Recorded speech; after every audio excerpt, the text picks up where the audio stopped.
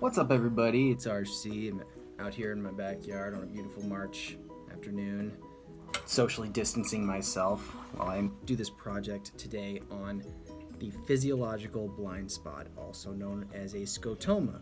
In medical literature, it's known as the punctum caecum. And yes, I had to look that up as to how to pronounce it. So what and where is our blind spot, and why does it exist, and why is it important? So if you remember in chapter 16, Creating the Image, we spoke about the anatomy of the eyeball and how in the back of the eyeball there are rods and cones and image receptors. And if you remember, there's an optic nerve in the very back of the eye, and where the optic nerve starts to go back to the brain, there are no optic receptors. And where there are no optic receptors, there's a blind spot. And it happens in each one of our eyes, however many eyes you may have. So to demonstrate this blind spot, I have created a vision board. Like what I did there.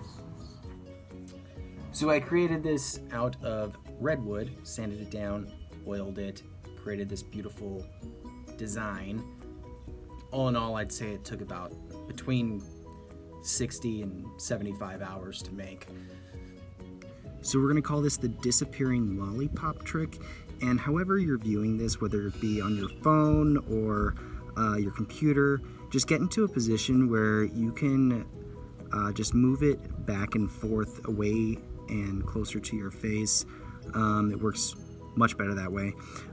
So what you're going to do is close your right eye and then focus your left eye on the cross on the right hand side there. And then you're going to move back and forth away from the screen, and you'll notice at about 8 to 10 inches, you'll notice that the candy part of the lollipop on the left will disappear. You'll still be able to see the handle of the lollipop, but you'll notice that the lollipop part will disappear. I'll give you just a couple seconds to go ahead and experiment with that. See if it works for you.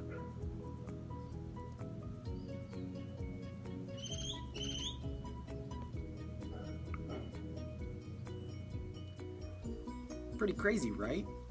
That's why radiologists often vary their viewing distances from their face to the screen. Who knows what they would be missing? But I'm going to take it one step further. You may be asking, why don't I notice this blind spot all the time, every day? It's because our eyes make up for it. We fill in that blank gap with the periphery and the surrounding of that blind spot. And I'm going to demonstrate that now. This lollipop is different. It's got two handles, and we're going to switch eyes this time. We're going to close our left eye, focus our right eye on that cross, and do what you did earlier. Change the distance back and forth from the screen, and you'll notice around about 8 or 10 inches in between there, you'll notice that the candy part of the lollipop disappears, and it just appears to be a straight line. This is because our brain fills in that blind spot with what it assumes is going to be there. And because there's a line on top of the dot and on below the dot, it just assumes that what's missing is more line. And I'll give you a couple seconds here just to figure that out, see if it works for you, okay?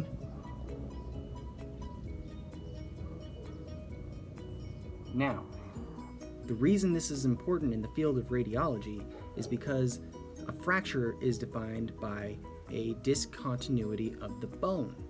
And if the fracture is in the radiologist's blind spot and the radiologist's mind just fills in that blind spot with continuity of the bone, he's going to miss that fracture entirely.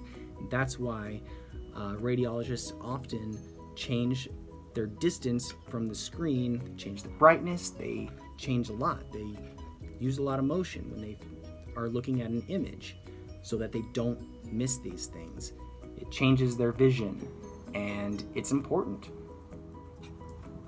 And I realize what you're thinking now is, wow, RC, I had no idea this was so important. I mean, you and your amazing presentation today helped me realize how this is important to my field. And to that, I just say you're welcome. And this will, I'm sure, be available to view for a nominal price in the Smithsonian, maybe the Louvre soon. I'm not sure. We'll see. But thank you for watching, and hopefully that helps you understand.